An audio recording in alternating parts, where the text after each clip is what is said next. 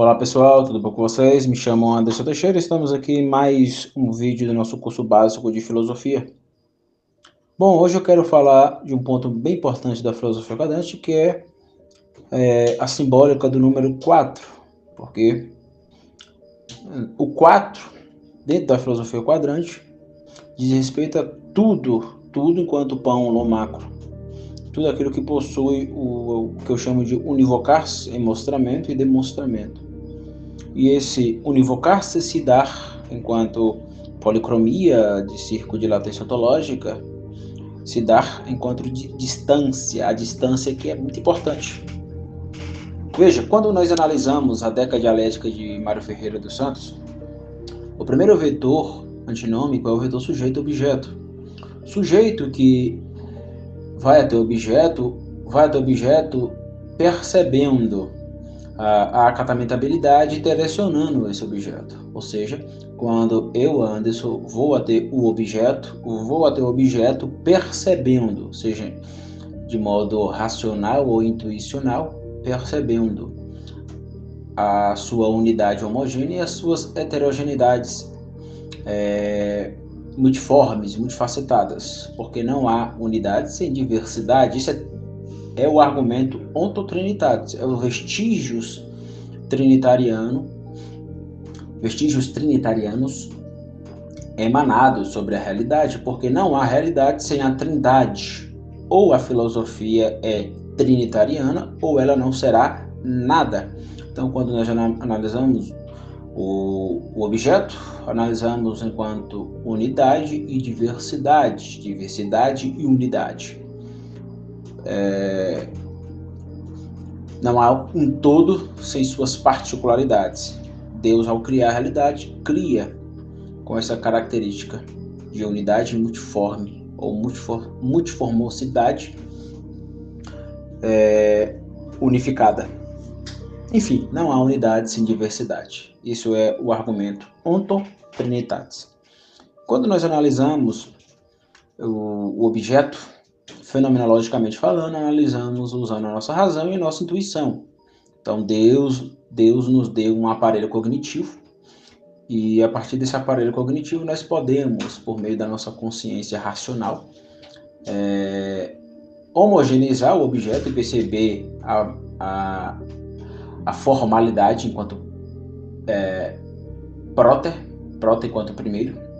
Então, nós, ao direcionar o objeto, percebemos o acatamentar formativo daquele objeto. Isso é fenomenologia pura. Então, quando nós analisamos o objeto, analisamos dentro dessa perspectiva. E ao analisar a forma, analisamos a forma daquele objeto enquanto dimensão primeira. Lembra do Russell? Vamos voltar às coisas mesmas e dizê-la na primeira. Então, quando eu olho para o objeto e percebo uma unidade formal pré-teórica, como diria o Doyle, o que eu percebo é justamente formas atrás de formas geometrizantes. A realidade é geometria. A realidade é geometrizante. É impossível não olhar para a realidade e não perceber essa sentença. Essa sentença, ela levanta-se para além de qualquer teoria, de qualquer ideia, de qualquer filósofo, de qualquer filosofia, de qualquer ciência.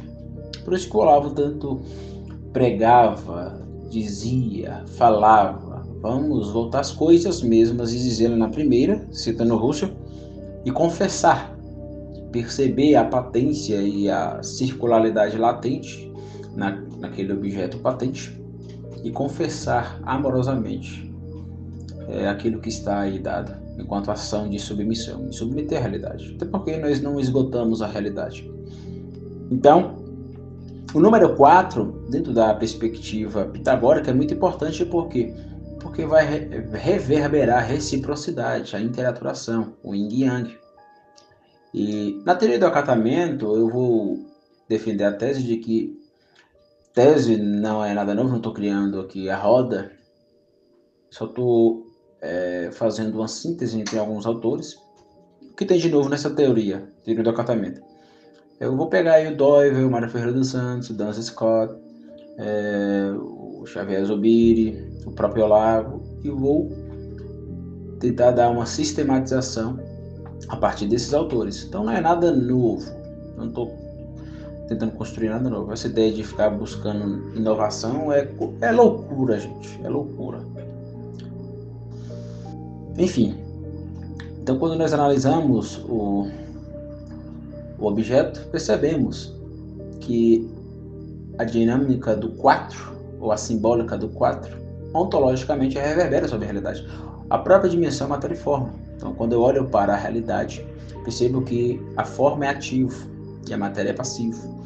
Porém, dentro dessa reciprocidade interaturante, em todo ativo há um pouco do passivo, e em todo passivo há um pouco do ativo. Então, não é porque morfé é próter que morfé é sempre ativo. Até porque dentro do que é relativo, cronotopicamente, tudo é finito, e tudo que existe, tudo que se sintetiza, tudo que se levanta, não é ato puro. Ou seja, quando a gente olha para a realidade que se levanta, ela não é ato puro. Nada que existe, nada que passa a existir, ou que um dia existiu, ou um dia existirá, pode ser tratado como ato puro. Logo, o que não é ato puro isso é uma afirmação positiva e concreta, é relativo, é finito, é imperfeito, platonicamente falando. A imperfeitabilidade faz parte da realidade. Por quê? Porque é impossível qualquer coisa que existe, seja ele um ser ente, fisicalista, biologista modelado, um ser intermediário, ser sujeito, é impossível atingir a tímese parabólica, a inteléquia. Ou seja, tudo que existe com a possibilidade de se tornar melhor. Isso vale para todo tipo de ser, seja ele ser ente, ser intermediário ou ser sujeito. Então, por exemplo, eu estou buscando a santidade. Chegarei na perfeição, aqui na ordem da finitização relativa, aquilo que o Mário chamava de contexto beta? Não. Isso não exclui a possibilidade de tentar chegar numa perfeição, mas nunca serei perfeito plenamente. É a tímese parabólica, ou seja, comparar a minha santidade com a santidade perfeita. Aquilo que eu tenho agora, dentro de uma perspectiva virtual, com aquilo que eu posso ter. Então, comparar o meu eu com o eu ideal. Isso é bem platônico. A tímese parabólica é bem platônico. Então, o 4 aqui é muito importante, porque vai nos mostrar, dentro dos mandatários, uma perspectiva muito importante. Tudo no plano macro possui um invocar sem mostramento e demonstramento. Enquanto nós patenteamos esse mandatário da filosofia quadrante, quais são aí as leis ontológicas que puxam esse mandatário? A primeira lei ontológica é aquilo que eu vou chamar de liturgia. Veja, eu me coloco como neo-doiverdiano porque eu ampliei o sistema de ontologia do Doiver. O Doiver não percebia, não vi nenhum doiverdiano falando isso ainda. Mas eu acredito que a liturgia é um aspecto modal. Então, a liturgia tem um núcleo de sentido. Futuramente eu vou demonstrar isso aqui no meu canal. Eu pretendo escrever um artigo e traduzir para alguns idiomas para me enviar ele para fora do Brasil. Até porque ninguém dá valor a isso que eu estou produzindo aqui em nosso país. Nosso país não dá valor a essas coisas. Enfim, então eu percebo a liturgia como um aspecto modal. Então, a primeira dimensão ontológica que puxa o univocar sem mostramento e demonstramento é a liturgia. Depois da liturgia temos a forma enquanto lei dos 5, dentro da perspectiva pitagórica ferreriana. Lembra? Existe a unidade, a oposição, a relação, a interaturação, ou seja, a reciprocidade. E, por fim, lei dos 5, a lei de proporcionalidade intrínseca, a forma concreta. Então, se a liturgia enquanto forma concreta. Consequentemente, toda forma concreta retrocipa-se dentro de um movimento retrocipante usando a própria minha ontologia como esquema de voltar para trás, vamos dizer assim, né? Ontologicamente, se é a forma enquanto unidade. Veja, gente, é impossível assumir a forma sem a relação, ou melhor, é impossível assumir a forma sem a reciprocidade, sem a relação, sem a oposição e sem a unidade. Se há lei de proporcionalidade intrínseca, haverá de ter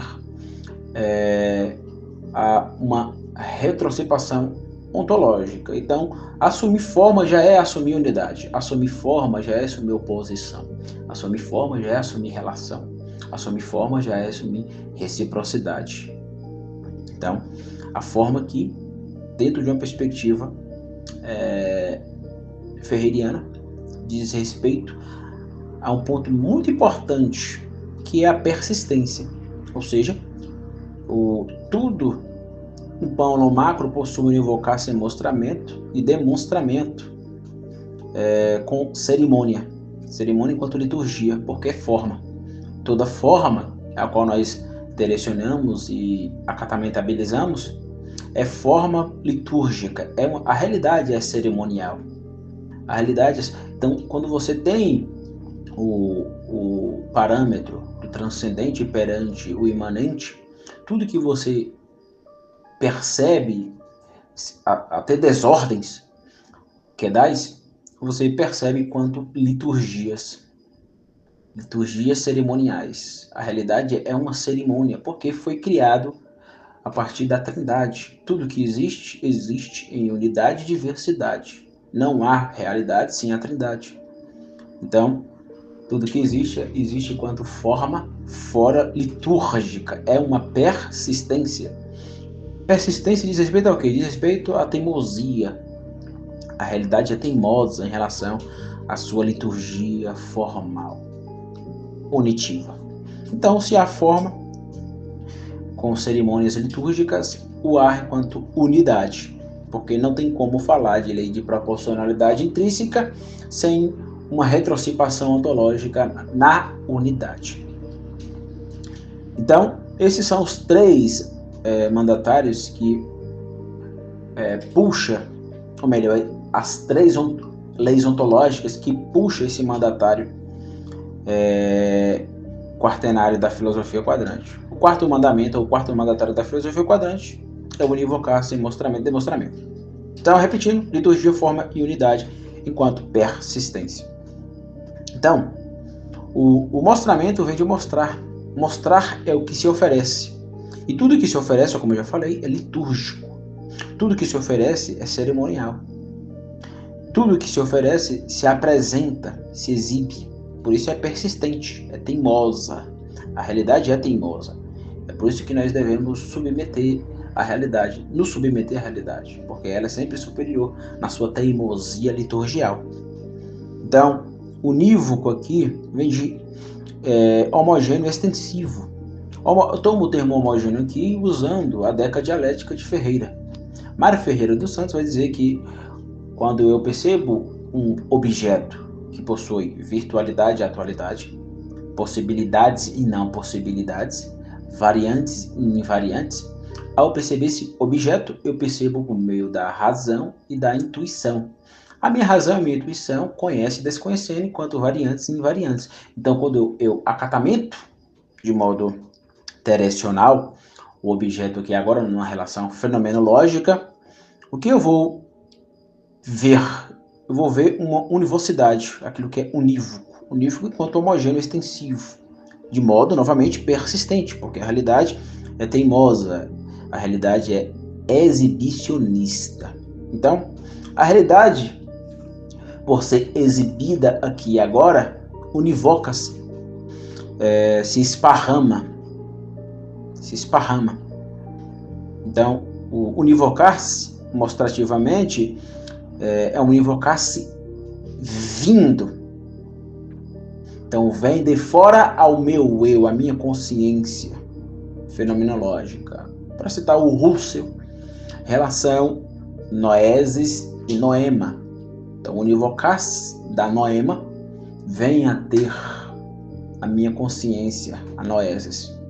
Então, a teoria aqui da mônada do Leibniz é bem interessante porque quando nós olhamos para a mônada, substância simples, um conceito muito importante é o conceito de percepção, perceber a realidade. E aqui entra o Olavo, confessar a realidade enquanto contemplação amorosa. A contemplação amorosa, aquilo que o Olavo chamava de contemplação amorosa, reverberando fenomenologicamente na realidade, é que eu sempre bato na tecla aqui. Filosofar é ação de submissão.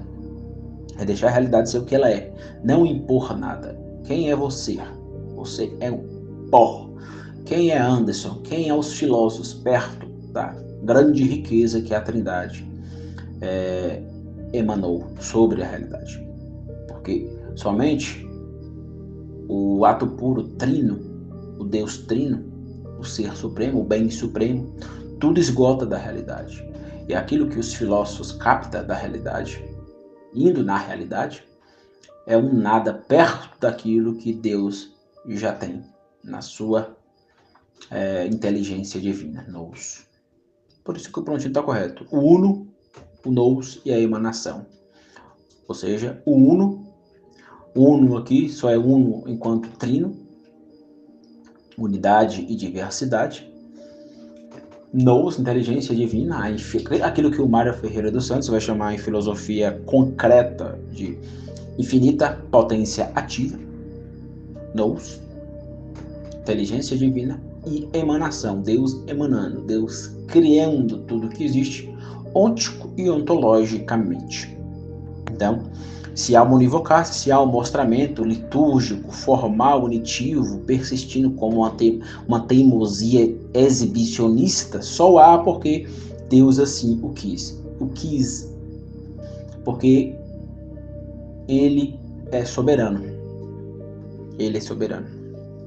Então, se existe um univocar-se em mostramento, demonstramento, temos que falar de uma policromia muito importante, ou de uma cromática muito importante, enquanto círculo de latência ontológica, que é a distância.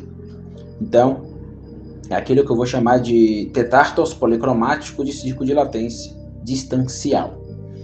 Essa distância é uma função, aquilo que os pitagóricos vão batizar de arritmos esquecens. Eu tenho um vídeo aqui no meu canal falando aí sobre essa dança cinemática do aritmos. Dê uma olhada, você vai entender muito bem o que eu estou propondo aqui. Então, esse aritmo diz respeito à função. Então, a distância faz parte do univocar-se. Porque a todo momento que eu vou acatamentabilizando o mundo ôntico, nós vamos percebendo a cerimônia formal unitiva da realidade persistindo aí. E quanto mais eu acatamento, quanto mais eu me aprofundo no mundo das coisas, mais eu percebo uma distância. Então, é impossível a relação sujeito-objeto, que é uma relação fenomenológica, ou seja, a relação eu, now e realidade, dentro da semântica da filosofia quadrante, segundo princípio e terceiro princípio, é impossível essa relação sem univocar-se, consequentemente, sem lidar com a distância. Por quê? Porque nós não somos oniscientes. Então, a distância deve ter aqui um valor ontológico seguro. Daqui 1000 anos, isso continuará sendo uma verdade. Daqui 2000 anos, isso continuará sendo uma verdade. Por quê? Porque o homem não vai esgotar a realidade. Uma distância sempre existirá ao univocar a realidade. Por que eu uso o termo mostramento, demonstramento? Porque a realidade se mostra. O que é mostrativo não necessita de demonstração. O que necessita de demonstração é aquilo que eu chamo de episteme, a norma. Quando eu capto algo e construo uma teoria, eu tenho que demonstrar. Mas eu só posso ser demonstrativo a partir do mostrativo. Então, o mostrativo, liturgial, formal, unitivo, que persiste aí existindo, consistindo, subsistindo, aquilo que existe no contexto beta, tudo que existe na realidade, a tripartição do ser, existe enquanto mostramento. E eu vou construindo aí as ideias, as teorias da filosofia quadrante, por exemplo, e eu necessito do demonstramento, mas não há demonstração sem mostração. Isso deve ficar claro. Vou repetir. não há demonstração sem mostração. Então, toda teoria que não se deitar sobre a realidade que existe aí é falha. É aquilo que o Doyle me ensinou. Ele disse que todo cientista, todo filósofo que não considerar aquilo que ele chamava de pré-teórico é a realidade a qual todos nós estamos vendo. Abra os olhos, fonte de luz, luz no olho, luz no objeto. É isso. Então, todo filósofo, cientista que não considerar o pré-teórico vai estar equivocado na sua episteme, ou naquilo que eu chamo de demonstração. Demonstramento. Eu estou usando aqui toda a semântica aristotélica ferreiriana. O Aristóteles dizia que a única autoridade é a demonstração. A única autoridade é a demonstração no campo epistêmico. Mas no campo mostrativo, a única autoridade é aquilo que se impõe. E o que se impõe é a realidade. É Deus. Por isso, na simbólica da filosofia ao quadrante, o primeiro princípio, Deus trino, e a realidade é superior. O eu e o outro estão abaixo do primeiro e do terceiro princípio quadrante. Enfim, então, a distância é muito importante. Eu lembro sempre, quando eu falo de distância, eu lembro de uma frase interessante do Fernando Pessoa. Ele dizia que é preciso ser um realista para descobrir a realidade. Ser um realista é lidar com aquilo que é unívoco, mostrativamente. Ser realista é perceber a realidade liturgial, persistindo enquanto forma unitiva. Ou seja, é perceber mostrativamente o que se oferece, o que se apresenta, o que se exibe aí. A realidade é exibicionista. Então, quando eu digo que há um univocar-se mostrativamente, eu estou lidando com um conceito muito importante, que é: existe uma realidade vindo no eu now. Então, um ponto importante nessa realidade vindo no eu now é a distância. Por isso não há o quarto mandatário sem a quarta teoria sufixante cromática, que é a distância. Então, para ser um realista, eu tenho que entender que a distância vai sempre ser uma verdade ontológica. Isso deve ficar claro, gente. Vou fazer um curso, Anderson, estou estudando um assunto. Saiba que sempre vai haver uma distância. Você nunca esgotará aquilo que você está estudando. Nunca. Ninguém vai fazer isso. Ninguém conseguirá atingir tal nível. Então, quando nós percebemos as substâncias, percebemos, por exemplo, as suas latências nesse patente, pela minha consciência de latência. Gente, um ponto importante nessa teoria do círculo de latência é que existe a latência no objeto e a latência na minha consciência. A latência no objeto é impossível de ser esgotada. Ou seja, as possibilidades latentes no objeto em si é impossível de ser esgotada. Porém, eu tenho uma consciência de latência. Eu vou percebendo a realidade. Por exemplo, eu estou aqui com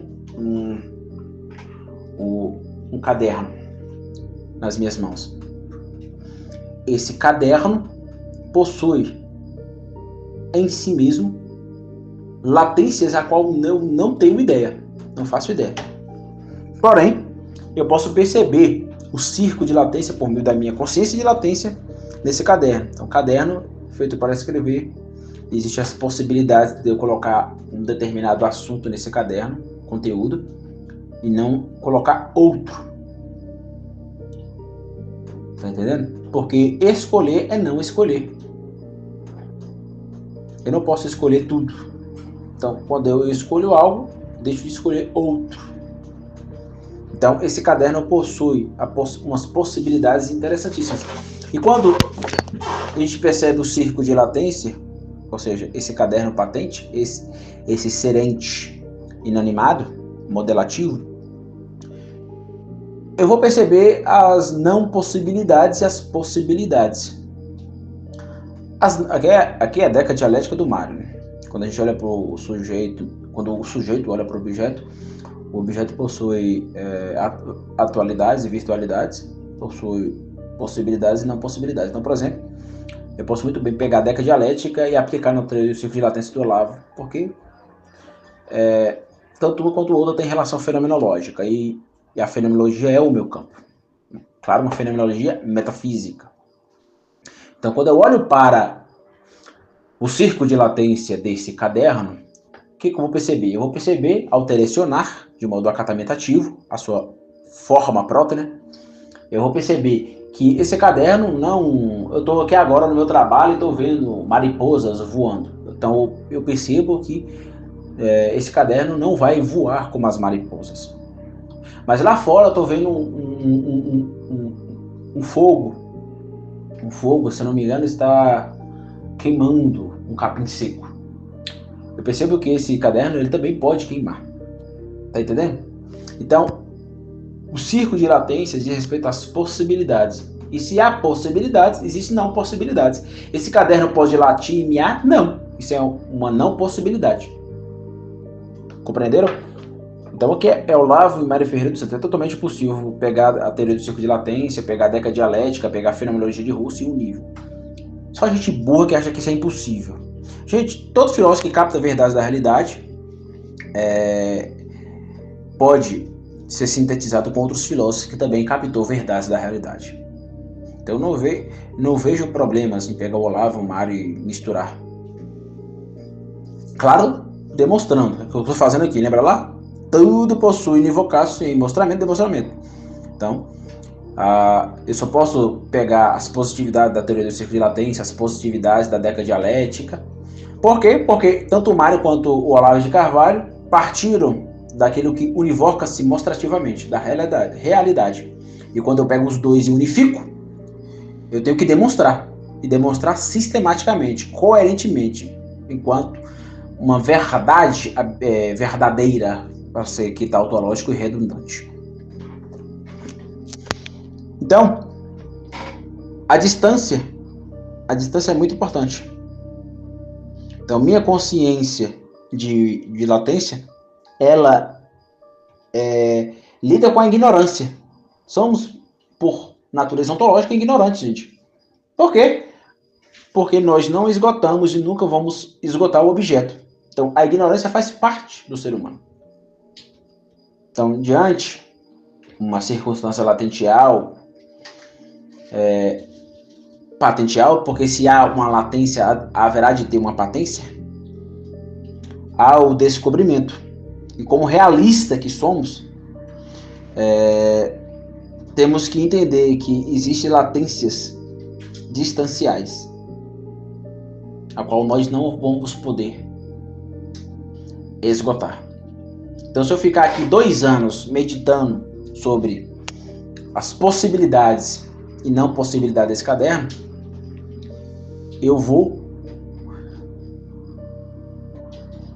quanto mais o tempo vai passando, eu vou percebendo, eu vou enriquecendo, eu vou crescendo nessas percepção, enquanto consciência de latência, das possibilidades e não possibilidades desse caderno. Isso lembra muito aquilo que eu já falei, né? Os acidentes. Os acidentes no objeto é impossível de ser esgotado. Esse é um exercício que eu passo aos meus alunos, alguns alunos que eu tenho, que eu tive, né, melhor dizendo, não tenho mais. Eu passei esse exercício, ou seja, pegue qualquer objeto que está na sua frente aí agora e tente esgotar os acidentes. Eu expliquei o que é acidente, né, aristotelicamente falando. E eu passo esse exercício. Ou seja, quer ver como você não é um nada perante a realidade? Pegue qualquer objeto e tente esgotar os acidentes. Tente. Impossível fazer, só Deus esgota. Então esse é um exercício muito, muito importante. Então, quando eu olho para a realidade, no univocar-se em mostramento e demonstramento, o que eu percebo? Percebo que existe a coisa, e a coisa é uma verdade. Há a verdade das coisas. E a verdade das coisas tem que lidar com a distância. Veja o que diz São Tomás de Aquino. O estudo da filosofia não tem por objeto... Estou lendo, viu, gente? O estudo da filosofia não tem por objeto Não estou fazendo igual o Nogué. Nogué pegava o livro, pegou o livro do camarada, leu, como se ele estivesse tirando da cachola dele, querendo enganar o povo. Eu uso aqui anotações, por exemplo, quando eu vou ministrar na igreja que eu congrego, eu faço um pequeno esboço para me lembrar. Eu vejo problemas assim. E nas minhas aulas também eu faço isso. Então eu vou ler aqui literalmente o São Tomás de Aquino. O estudo da filosofia não tem por objeto saber o que os homens pensavam, e sim qual é a verdade das coisas. Compreenderam? Compreenderam? Ou seja, eu não estou preocupado com o Mário, com o Doiver, com o Olavo, estou preocupado com a realidade. Estou preocupado com o mundo das coisas, com a criação de Deus. Essa é a minha preocupação. Quando o Eric Feiglin disse que não deveríamos estudar filosofia, mas estudar a realidade, era isso que ele estava querendo dizer. Não se preocupe com filósofos, com textos. Se preocupe com a realidade que a realidade reverbera. Porque há verdade na realidade. Porque o Deus trino assim o quis. O próprio Aristóteles, ele disse que a única verdade é a realidade. Ele tem uma frase famosa dele, ele diz que Sócrates era amigo dele, mas ele é mais amigo da verdade. Fato. Então, a distância é muito importante nessa relação fenomenológica. Tá entendendo? Mas vamos lá. Anderson, clarifique mais essa dimensão aí da distância. Vamos lá, eu vou colocar aqui alguns pontos. Um ponto importante é entender que a distância ela se qualifica no aspecto modal espacial. Aquilo que o David chamava de aspecto modal espacial. Você sabe que dentro da realidade, dois corpos não podem ocupar ao mesmo tempo o mesmo espaço. Isso é uma verdade universal, não tem como refutar isso. Por que não pode? Porque a realidade ela possui substâncias formais e materiais, a qual nós acatamentabilizamos. E tudo que existe concretamente. Então, dois corpos concretos não podem ocupar o mesmo espaço no mesmo momento, na mesma hora. Por exemplo, eu estou aqui sentado numa cadeira. É impossível outra pessoa sentar no mesmo lugar que eu estou sentado. Se ele chegar aqui, ele vai sentar no meu colo, ele vai sentar na minha cabeça, ele vai sentar no meu pé, nos meus pés, ele vai sentar na minha mão, ele vai sentar no meu ombro, mas no mesmo lugar que eu estou, não, é impossível. Por que eu estou falando isso, dando esse exemplo ordinário? Para entender a distância. Entender que a distância diz respeito ao aspecto modal espacial. Então, por exemplo, na geometria, distância indica comprimento, né? Lembrar do segmento de reta? O segmento de reta possui, por exemplo, a gente pode colocar um ponto A e um ponto B. Entre o ponto A e o ponto B existe o espaço. Essa simbólica reverbera sobre a realidade. Então, a distância, ela indica o quê? Ela indica longitude. Essa longitude diz respeito à extensidade e à intensidade. Se há extensidade e intensidade, olha para a realidade. Abra os olhos e veja. Você está agora catamentabilizando, de modo direcional, coisas. Mas se você observar e prestar atenção, as coisas elas vão se estendendo dentro do espaço. Tá entendendo? Então é isso. Então, quando eu vou até a realidade, esse ir diz respeito a dirigir-se até a realidade, é me locomover até a realidade. Acontece outro ponto, que é o vir da realidade. Entre o ir e o vir, há sempre distância. Compreenderam? Então, a distância é muito, muito importante dentro da filosofia quadrante. Então, falando como o neo-doiverradiano, as distâncias, elas podem ser distâncias numerais, distâncias espaciais, distâncias movimentais, físicas, biológicas, sensitivas, distâncias lógicas, tecnológicas, distâncias históricas. Por exemplo, eu estou mais próximo do 11 de setembro do que da Segunda Guerra Mundial. Compreenderam? Eu estou mais próximo da Segunda Guerra Mundial do que da perseguição de Nero aos cristãos. Estou mais próximo da perseguição de Nero aos cristãos do que da história de Alexandre o Grande e as suas conquistas. Eu estou mais próximo de Alexandre o Grande e suas conquistas do que do profeta Jeremias profetizando contra o pecado de Israel. Compreenderam? Só usando um exemplo aqui histórico. Então, existem distâncias linguísticas, existem distâncias sociais, distâncias econômicas, distâncias estéticas, distâncias jurídicas, distâncias cráticas de poder, distâncias éticas, distâncias litúrgicas e distâncias písticas, dogmáticas, distâncias de crença. Existem distâncias também unitiva, ou seja, eu posso me distanciar de determinadas unidades. Existem distâncias opositivas. Se há uma distância entre sujeito e objeto, sujeito que possui ontologicamente uma lei unitiva, haverá de ter distâncias opositivas. Então, a grande distância opositiva, dentro da minha perspectiva macro, é eu e realidade, eu e o objeto. E distâncias relacionais, ou seja, eu posso manter uma relação e sempre haverá uma distância, porque, como eu já falei, eu não vou esgotar o objeto. Então, o objeto pode estar espacialmente perto de mim, mas dentro dessa relação sujeito, Anderson e objeto, a distância vai continuar fazendo parte dessa relação. Por quê? Porque, por exemplo, eu não esgoto o objeto. Existem distâncias de reciprocidades, ou seja, essa interaturação, o yin yang. Quanto mais eu vou conhecendo o objeto, mais percebo que eu não conheço. Por isso, conhecer é desconhecer, né?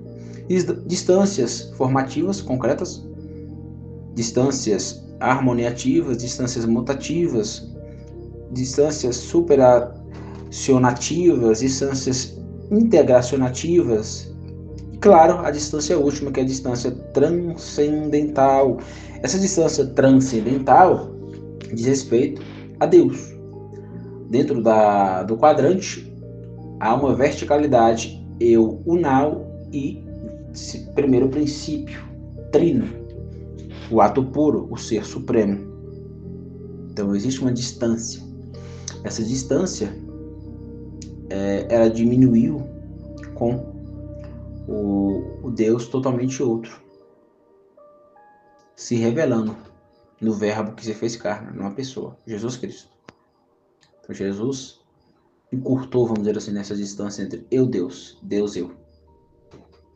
Mas a distância continua. Por quê? Porque nós nunca vamos esgotar Deus. Se chegarmos ao ponto de esgotar Deus, Deus não é mais Deus. Então é impossível esgotar Deus. Mas se nossos olhos observar o Cristo, estaremos observando o Pai. Porque o Pai é pai do Filho e o Filho é filho do Pai, como diria o Mário Ferreira dos Santos. Então, essas distâncias, elas são interessantíssimas. Além disso, a gente poderia falar de distâncias existentes. A distância entre eu e aquilo que está prefixado aí. As distâncias existentes, que assumem forma fora. as instâncias insistentes, persistentes, consistente, subsistente, resistente, assistência assistente, desistente e supersistente, que é novamente a transcendência. A gente poderia aqui plasmar, né, a teoria cronotópica do Mário com as leis pitagóricas. É totalmente possível. Então, as instâncias são importantíssimas. Importantíssimas. Então, gente, existe uma distância ontológica que diz respeito ao afastamento espacial expansivista e um encurtamento. Um afastamento e encurtamento. Só há encurtamento porque há o afastamento. Só há encurtamento porque há afastamento e vice-versa. Repetindo, para ficar claro. Só há afastamento porque há encurtamento. Só há encurtamento porque há afastamento.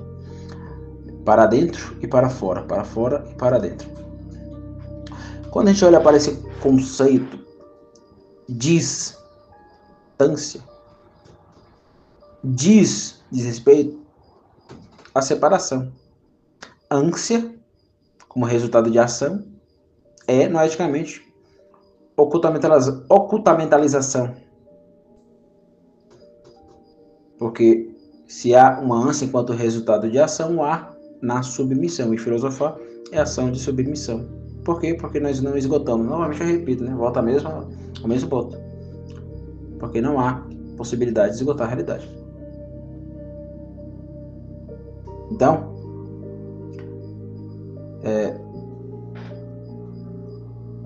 acho que por hoje é só.